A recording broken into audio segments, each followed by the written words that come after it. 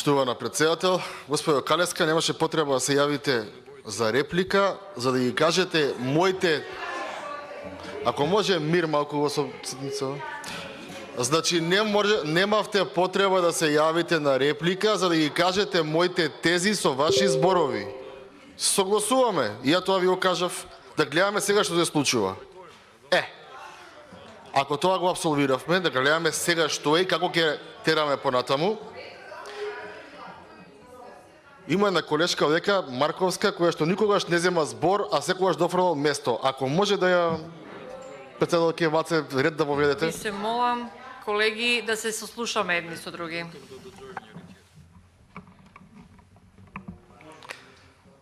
Тука сме заклучиле. Јас ви кажав дека секој треба да одговара и дека едно неказнето насилство е поголемо. И тука е крај. Значи поголемо, многу поголемо. И тука не спорам. Сега да видиме од кога сме јас и вие заедно пратеници во овој состав. Минатата година, кога господинот Јовески го имаше извештајот, јас генерално, барем така сметам за себе, имам конструктивна дискусија и разговаравме како работи да се подобрат, како ние како собрание може да помогнеме надзорно, да видиме да биде поефикасно. Јас тогаш овдека споменав неколку случаи за кои што јавноста бара одговор. Тогаш сеќавам го зборував Ден Дончев.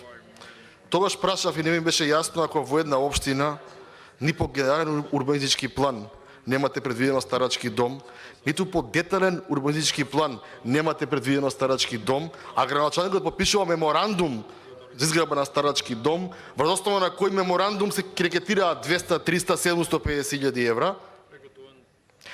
Ако обвинителот не чувствува дека мнозинството во ова собрание на негова страна, денес можеби ќе имавме малку и подруг извештај, почитувана Жане. Ама бидејќи работите минат, се констатираат, ние можеби како пратеници тука ни е делот на нашата слабост, односно не е единството и сервилноста кон партиските врхушки без исклучок на ниту еден. Ако денеска разговараме како е дадено, по кој закон е дадено 6,5 години на наводни врска нема предметот. Ако го прашаме до каде е Ден Дончев, цела Македонија оди се иселува да заработува во Австралија, тоа да Австралија се иселува да заработува во Македонија. Па го снимаат бизнисмени, па пола не смеат пошто и они се снимани другите од извршната власт. Значи ние тука како собрание мора принципиелно да се поставиме, бидејќи додека си ги тера некои бизнисите овдека на сметка на граѓаните, ние овдека си ги вадиме очите. И сме огледало на македонската политичка сцена. Бидејќи само во ова собрание власта и опозицијата мораат да дебатираат. Например, во периодите кои што не сакаме да ги спомнуваме, најголема критика ви беше зашто министри не дебатираат по дебатни емисии со представници на опозицијата. Последниве 2,5 години министер не излегува со пратеник, бегаат од телевизија. Ама тоа не го гледате. Секогаш гледате за раската на туѓото око, а гледате во вашето не ви пречи. Затоа, почитувана Калевска, да бидеме принципиелни, министри со опозиција не дебатираат, бегаат. И тоа го знаете вие, тоа го знам јас, тоа го знае секој што гледа телевизија. Министер на СДСМ не излегува на дебата со опозиција повеќе од 2,5 години. Кога излегувам, најхрабари ми е Крешник Бектеши го праќаат дечкото, он иде секогаш. Од кајва со партија деден не излегува на дебата, бидејќи нема што да каже. Затоа, почитувана колешка, се вратиме на темата. Да бидеме конструктивни, да бидеме принципиелни и правдолюбиви, да видиме до кај се предметиве.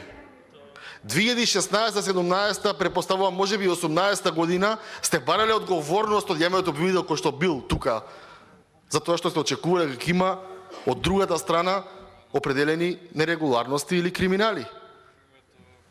Ако го задржиме истиот аршин и сега, знаеме кој е на власт, тогаш ќе бидеме многу по-респектабилно собрание.